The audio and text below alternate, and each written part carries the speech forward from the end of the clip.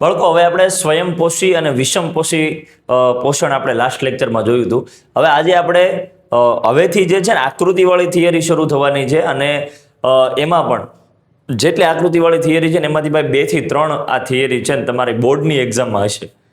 પ્રથમ પરીક્ષા છે સેમેસ્ટર એન્ડ એક્ઝામ, એમાં તો હશે જ, પણ બોર્ડની એક્ઝામમાં પણ હશે. તો આજે આપણે 2 થિયરી મસ્ત મજાની ભણવાની છે. એક પર્ણરંધ્ર કે વાયુરંધ્ર આકૃતિ સાથે, અને અમીબામાં પોષણ. શરૂઆત કરીએ આપણે કે વાયુરંધ્ર કે પર્ણરંધ્ર. પહેલા સમજીએ આ છે શું. ભાઈ, વાયુરંધ્ર કે પર્ણરંધ્ર છે ને એ શું છે, તો કે જેમ આપણને શ્વાસ લેવા માટે ભગવાને નાક આપ્યું છે, મોઢું આપ્યું છે, એવી રીતે તમારા ઘરની આસપાસ જે કાંઈ વૃક્ષ, ઝાડવું, વનસ્પતિ જે છે ત્યાં તમે જોઈ આવજો કે એ સજીવ છે, એ તમને ખબર છે કેમ કે વિકાસ કરે છે, મોટું થાય છે.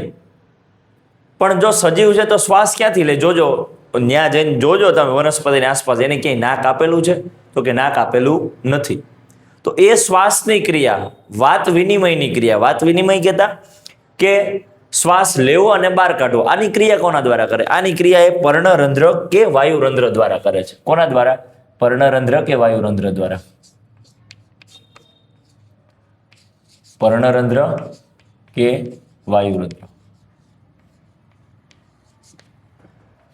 હવે તમને આ જે ક્વેશ્ચન છે એ કઈ રીતે પૂછાવાનો છે, તો કે પર્ણરંધ્ર કે વાયુરંધ્રની જે નામ નિર્દેશન વાળી આકૃતિ દોરી અને એનું વર્ણન કરો અથવા એ સમજાવો છે શું એમ. તો સૌથી પહેલું કામ આપણે આકૃતિ દોરવાનું કરીએ. તો આકૃતિ દોરવા માટે જો મસ્ત મજાની આકૃતિ દોરું છું, પછી એમાં જે જેનું કાર્ય છે હું લખીશ તમને, બરાબર, શોર્ટમાં આપણે, ને તમે પછી આપણે એકવાર એને ડિસ્કશન કરી લેજો શું છે. તો પહેલા અહીંયા આ સાઈડ હું ખુલ્લા પર્ણરંધ્રની આકૃતિ દોરું છું.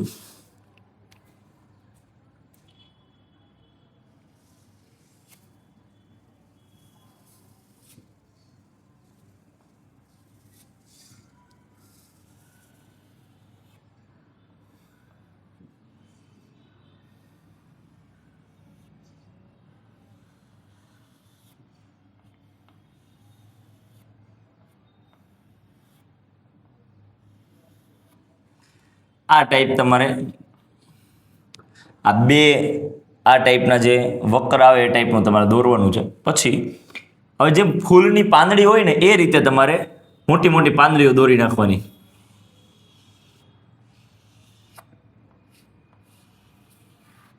મોટી મોટી, બરાબર,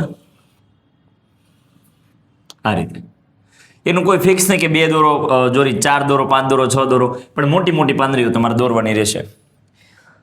હવે અહીંયા આ જે પર્ણરંધ્ર છે કે વાયુરંધ્ર છે એમાં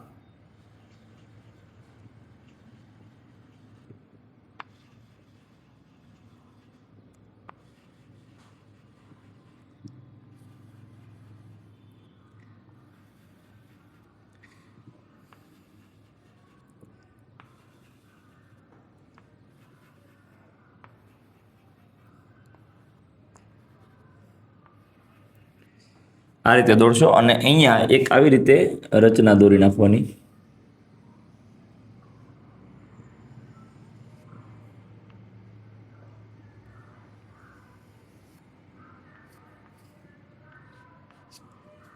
બરાબર. તો આ અત્યારે જે પર્ણરંધ્ર છે ને એ ખુલ્લું પર્ણરંધ્ર છે. કેવું છે? ખુલ્લું પર્ણરંધ્ર.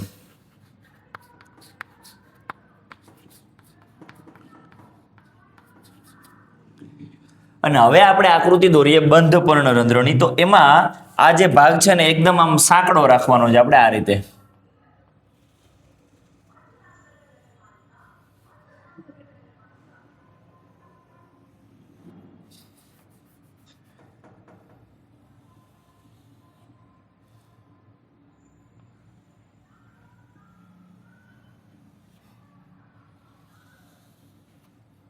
બરાબર, આમાં પણ એ રીતે.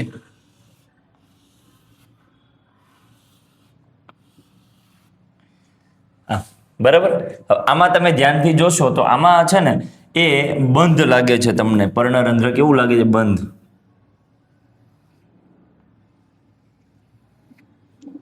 બરાબર. આમાં પણ આ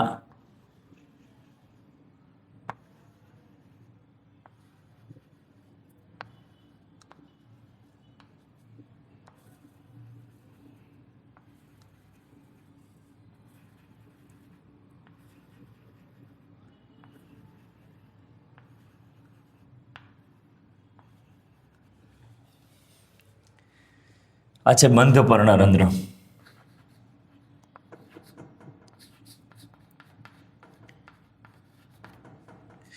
ખુલ્લું અને બંધ. બંધ જો થોડુંક સાંકડું છે, બરાબર. હવે આ તમે તમારા લોજિકલ દિમાગથી તમે દોરી શકો, આમાં કાંઈ એવું નથી.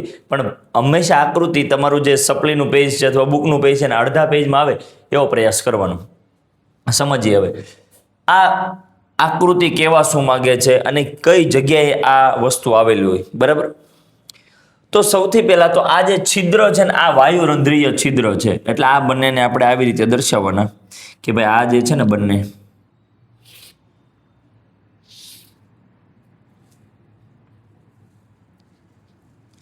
આ શું છે તો કે વાયુ રંધ્રીય છિદ્ર.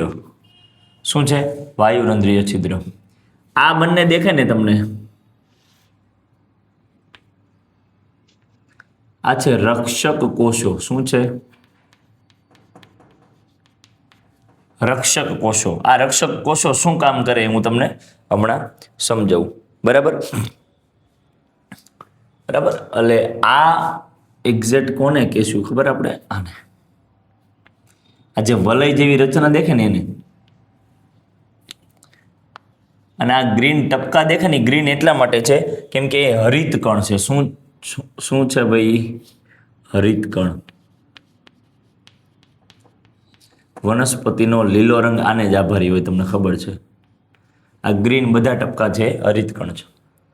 તો આવી કંઈક આકૃતિ દોરી, બરાબર. આકૃતિ શાંતિથી સમજી લેજો. હા, અને વિડીયોને સ્ટોપ કરીને દોરી પણ લેજો. સમજો આકૃતિમાં નવું કંઈ નથી, 3 વસ્તુ જ છે. વાયુરંધ્રીય છિદ્ર એટલે કે જે વચ્ચેનું તમને છિદ્ર દેખાય એ, ગ્રીન ટપકા તમને દેખાય છે એ હરિતકણ છે. ને હરિતકણ એટલા માટે તમે જોયું છે ઓલમોસ્ટ 99% વનસ્પતિ લીલા રંગની હોય, તો એ લીલો રંગ એનો હરિતકણને આભારી હોય, બરાબર. અને આ જે વલય આકાર દેખાય ને તમને, આ 2 વલયો, એ છે રક્ષક કોષો. હવે આપણે એ જ સમજવાનું છે. થિયરી તમને હું એક્સપ્લેન કરી દઉં છું, એના શોર્ટ પોઈન્ટ આપણે ક્યાંક ને ક્યાંક લખશું, બધાનું કાર્ય લખશું, પણ ડિટેલમાં તમને ટેક્સ્ટબુકમાં આપેલી છે, એમાં તમારે જોવાનું રહેશે, બરાબર. કેમ કે આપણે જો ડિટેલ અહીંયા લખીએ તો એ કોપી પેસ્ટ કરવાનું કામ થાય, એ નથી કરવું. આપણે સમજીએ થિયરી મસ્ત મજાની રીતે, ખોટો ટાઈમ વેસ્ટ નથી કરવો. તો જ્યારે વનસ્પતિને વાત વિનિમય કરવું હોય ને, શ્વાસ અંદર અને શ્વાસ બહાર, એવી રીતે વનસ્પતિને પાણીનું પણ શોષણ કરવાનું હોય, પછી વધારાનું પાણીનો નિકાલ પણ કરવાનો હોય, તો એ આ પર્ણરંધ્ર દ્વારા અથવા વાયુરંધ્ર દ્વારા કરે. તો સૌથી પહેલું એનું કાર્ય એ તમારે યાદ રાખવાનું છે કે આ વનસ્પતિમાં વાયુરંધ્ર કે પર્ણરંધ્ર છે એના દ્વારા શું થાય છે? વાત વિનિમય. શું થાય છે? વાત વિનિમય. એટલે હવાની આપલે. હવે આ પર્ણરંધ્ર વાયુરંધ્ર આવેલા ક્યાં ક્યાં હોય? તો કે ભાઈ મૂળમાં હોય, પ્રકાંડમાં હોય અને ડાળીમાં પણ હોય, બરાબર. એટલે કોઈ વનસ્પતિ છે, માનો કે આ જમીન છે, આ એના મૂળ છે,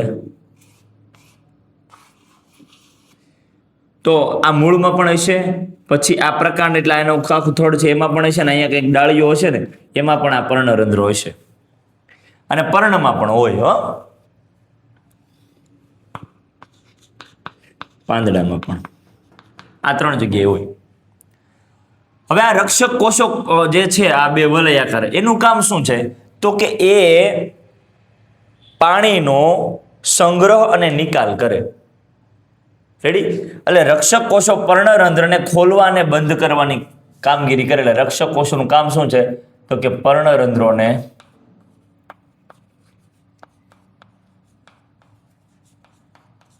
ખોલવા કે બંધ કરવા. શું કરવું? પર્ણરંધ્રને ખોલવા કે બંધ કરવા. આ કોણ કામ કરશે? રક્ષક કોષો કરશે. એની રચના જેવી છે, જો તમે કે સમજી લો આખી થિયરી. આ માનો રક્ષક કોષો છે, આ બંને, આ બાજુનો આ બાજુનો, આ બંને રક્ષક કોષો છે. હવે જ્યારે પાણી અંદર આવે ત્યારે રક્ષક કોષો ફૂલી જાય, બરાબર. અને રક્ષક કોષો જ્યારે સંકોચાઈ જાય ત્યારે પાણી બહાર નીકળી જાય છે. જો આ રીતે દેખાય, આ તમને બીજી ઘટના, અને આ પહેલી ઘટના આ રીતે છે, બરાબર.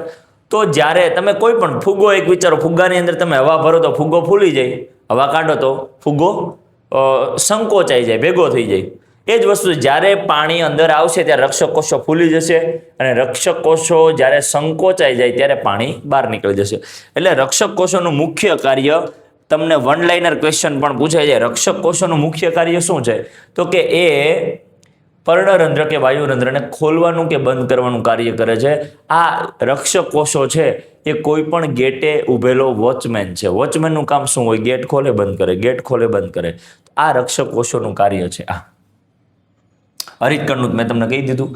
અને આ મૂળ છે ને, મૂળ દ્વારા અથવા મૂળની અંદર જે આ પર્ણરંધ્ર કે વાયુરંધ્ર છે ને, એના દ્વારા તમે જોયું છે વનસ્પતિને ખનિજ તત્વોની જરૂર હોય, ખનિજ ક્ષારોની. તો પોટેશિયમ, મેગ્નેશિયમ, પોટેશિયમ, મેગ્નેશિયમ, પછી નાઇટ્રોજન, ફોસ્ફરસ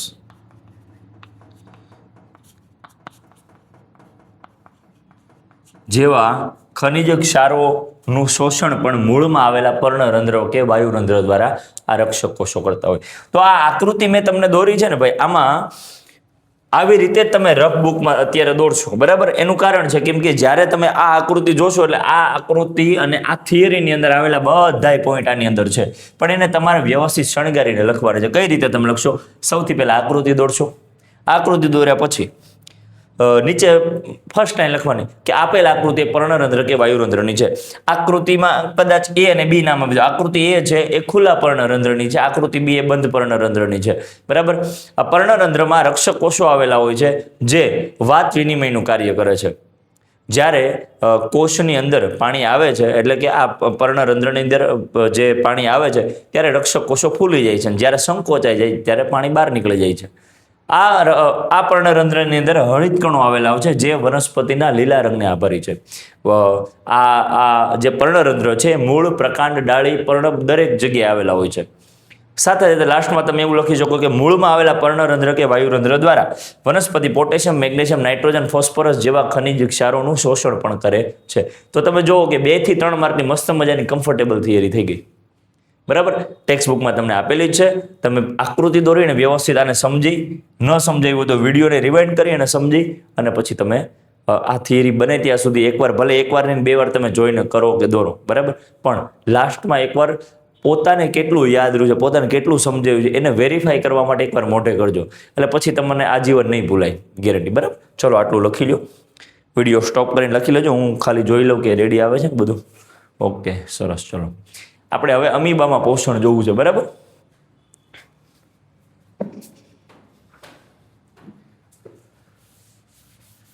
આ વિડીયોને સ્ટોપ કરીને તમે લખી નાખજો ભાઈ, ખોટું હું ટાઈમ વેસ્ટ નથી કરતો.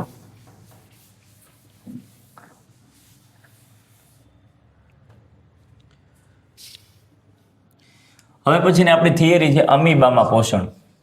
કેવા બા? અમીબા.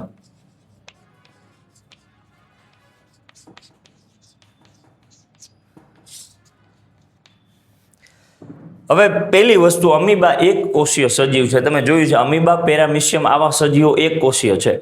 હવે એક કોષીય સજીવ છે. હવે આપણી જેવા બહુકોષીય સજીવો કહેવાય આપણે બધા, આપણે બીજા પ્રાણીઓ, પક્ષીઓ તમને દેખાય.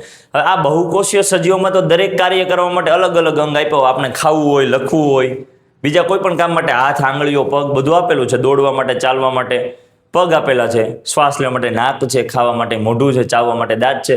તો એવી રીતે અમીબાને કાંઈ ન હોય. અમીબા એક કોષીય સજીવ જ છે, બરાબર? તો અમીબા આ રીતનું હોય, તમે જો સમજો.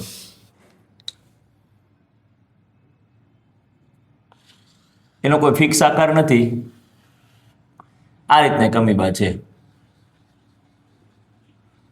આ એનું કોષ કેન્દ્ર છે. તો અમીબાને હાથ તો નથી, અને અમીબા અહીંયા ક્યાંક ખોરાકનો કણ જોઈ ગયો, ભાઈ અહીંયા ક્યાંક ખોરાક છે.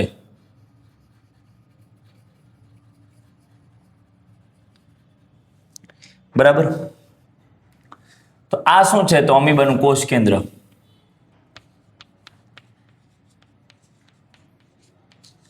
અને આ છે ખોરાકનો કણ. હવે અમીબાને લાગી ભૂખ, અમીબા કહે કે ભાઈ હવે મારે આ ખોરાક ખાવો તો છે, પણ ખાવો કેમ? તો હવે શું કરશે? તો કે એના શરીરની રચના આંગળી જેવા પ્રવર્ધો જેવી કરી દેશે. કઈ રીતે? જો સમજો.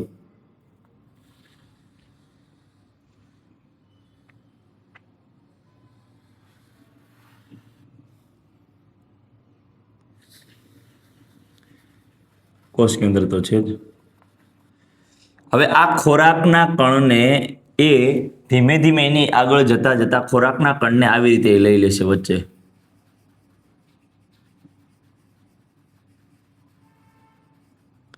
બરાબર? બીજી કન્ડિશનમાં. ત્રીજી કન્ડિશનમાં શું કરશે? તો કે આ ખોરાકનો કણ છે ને એ એકદમ અંદર જ આવી જશે. શું થશે? ખોરાકનો કણ એકદમ અંદર આવી જશે. બરાબર?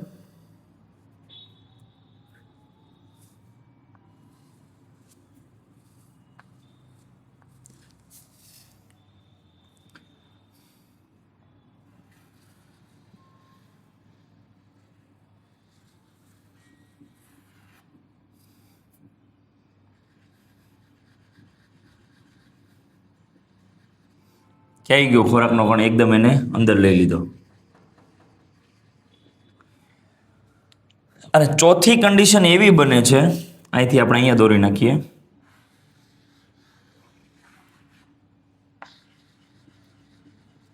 કે આ ખોરાકનો કણ પછી અમીબાની અંદર સમાઈ જાય. બરાબર? આપણે આ કોષ રસ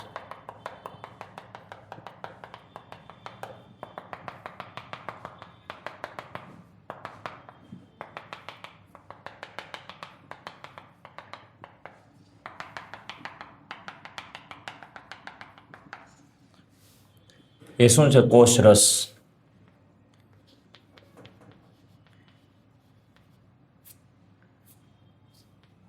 કોષ રસ. બરાબર? તો પેલી કન્ડિશનમાં અમીબા ખોરાકના કણને જોવે છે, પછી એની તરફ જઈને આંગળી જેવા પ્રવર્ધો બનાવી નાખે પોતાના શરીરમાંથી, અને આ આંગળી જેવા પ્રવર્ધોની અંદર આ ખોરાકના કણને લઈ લે છે. અને ચોથી કન્ડિશનમાં આ ખોરાકનો કણ એના શરીરની અંદર જ હોય છે. બોલો, કેમ કે અમીબાને બધું કામ ત્યાંથી જ કરવાનું છે. એક જ કોષ ઉપર, એક કોષ જ છે પોતે. બરાબર? તો આ રીતે એ જ્યારે આંગળી જેવા પ્રવર્ધો બનાવે, પછી આ પ્રવર્ધોની અંદર ખોરાકના કણને લઈ લઈને એક અન્નધાની બનાવે, અને આ અન્નધાની છે ને એ પછી શરીરની અંદર લઈ લઈને આ અન્નધાની છે એ પછી કોષની અંદર કોષરસમાં પ્રસરણ પામી જાય. બરાબર? એટલે આપણે આકૃતિમાં આટલું જ છે, નવું એમાં કાંઈ છે નહીં. બરાબર? અને આ જે છે ને એ અમીબાના ફૂટપાદ અથવા પ્રવર્ધો કહી શકો તમે. પ્રવર્ધો જ આપણે રાખીએ. શું છે આ? પ્રવર્ધો. શું કરશે અમીબા? શરૂઆત તમારે કરો. અમીબા એક કોષીય સજીવો છે. અમીબા એક કોષીય સજીવ છે. બીજો પોઈન્ટ તમે કરશો આકૃતિ દોર્યા પછી. આકૃતિ ઊભી દોરો તો વાંધો નહીં, અથવા આમ સીધી આડી દોરી નાખો તો વાંધો નહીં. બીજો પોઈન્ટ લખશો કે અમીબા જ્યારે ખોરાકના કણને પોતાની તરફ જોવે છે ત્યારે શરીર એના જે શરીરની રચના છે એમાં આંગળી જેવા પ્રવર્ધો જેવી રચના કરે છે. પછી નેક્સ્ટ પોઈન્ટ, આ આંગળી જેવા પ્રવર્ધો ખોરાકના કણને પોતાની અંદર સમાવી લે છે. પછીનો પોઈન્ટ કે આ ખોરાકનો કણ છે પછી અન્નધાનીમાં પરિણમે છે, અને આ અન્નધાની અમીબા પોતાના શરીરની અંદર ગ્રહણ કરે છે. નેક્સ્ટ પોઈન્ટ, આ અન્નધાની છે એ કોષરસમાં પ્રસરણ પામે છે અને અમીબા એમાંથી પોષણ મેળવે છે. હવે આ ખોરાકનો કણ છે એમાં દરેક વસ્તુ કાંઈ અમીબાને જરૂરી ન હોય. આપણે જેમ ખાઈએ છીએ એ દરેક વસ્તુ આપણે જરૂરી નથી, એટલા માટે જ આપણે ઉત્સર્જનની જરૂર પડે. એટલે લિક્વિડ ઉત્સર્જન, આપણે લિક્વિડ ઉત્સર્ગ દ્રવ્યો છે યુરિન મારફતે, મૂત્રમાર્ગ મારફતે, અને જે આપણે ઘન કચરો છે આપણે મળમાર્ગ મારફતે મળ દ્વારા બહાર કાઢીએ. એવી રીતે અમીબાને પણ આ જે ખોરાકના કણમાંથી અમુક ઉત્સર્ગ દ્રવ્યો છે જેની એને જરૂર નથી. તો એ કોના મારફતે? તો કે શરીરની સપાટી મારફતે. તો અમીબા છે સપાટીએ શ્વસન કરે, સપાટીએ પોષણ મેળવે અને સપાટીએ ઉત્સર્જન કરે. એટલે જે વધારાનો અપાચિત ખોરાક અમીબાની અંદર આવી ગયો ને આમાં આ અપાચિત ખોરાક એ સપાટી મારફતે જ ઉત્સર્ગ કરી નાખે. એને કોઈ સ્પેશિયલ અંગ ન આપેલું હોય આપણી જેમ. બરાબર? એ સપાટી મારફતે જ ઉત્સર્જન કરી નાખે. તો આ અમીબા હતો. આમાં નવું કાંઈ નથી ને મોસ્ટ ઇમ્પોર્ટન્ટ થિયરી છે. રેડી? એટલે તમે આકૃતિ દોરો ને, આકૃતિને ખાલી આપણે ડિસ્ક્રાઇબ કરવાનું, આકૃતિનું વર્ણન કરવાનું છે. પણ જો તમે આકૃતિ, અને હું તમને 1000 1000 વાર કહું છું કે આકૃતિ તમે એટલી પ્રેક્ટિસ કરો કે ટેક્સ્ટ બુકમાં જે આકૃતિ છે ને એની કરતાં તમારી આકૃતિ સારી લાગવી જોઈએ, ત્યાં સુધી પ્રેક્ટિસ કરો. આ આકૃતિ 5 વારમાં થઈ જાય બેસ્ટ તો વેલ એન્ડ ગુડ, 10 વારમાં થાય તો વેલ એન્ડ ગુડ, 50 વારમાં થાય તો 50 વાર કરો. કેમ કે જ્યારે એક્ઝામમાં પૂછાશે ને નહીં આવડે ત્યારે અફસોસ રહી જશે કે સાહેબ કહેતા હતા ને અમે કર્યું નહીં. એટલે અફસોસ ન રહેવો જોઈએ. પછી પૂછાય ન પૂછાય, આવડે ન આવડે એ આપણી ઉપર નથી ભાઈ, એ ભગવાન ઉપર છોડી દો. પણ પ્રેક્ટિસ કરી લેવાની, મહેનત કરી લેવાની. કહે છે ને કે કર્મ કરી નાખવાનું, ફળ મળશે તો મળશે, ન મળે તો નો પ્રોબ્લેમ. એની ચિંતા આપણે નથી કરવાની ભાઈ. રેડી? તો આ તો અમીબા. તો આજના દિવસે આપણે આ 2 થિયરી રાખીએ ભાઈ. તમે આ 2 મોસ્ટ આઈએમપી થિયરી. હવે પછી આપણે પાચન તંત્ર જોવાનું છે, શ્વસન તંત્ર જોવાનું છે, મૂત્રપિંડ જોવાનું છે, મૂત્રપિંડ નલિકા જોવાની છે. તો આમાં ક્યાંય લોચા ન થાય, ધ્યાન રાખજો. બરાબર?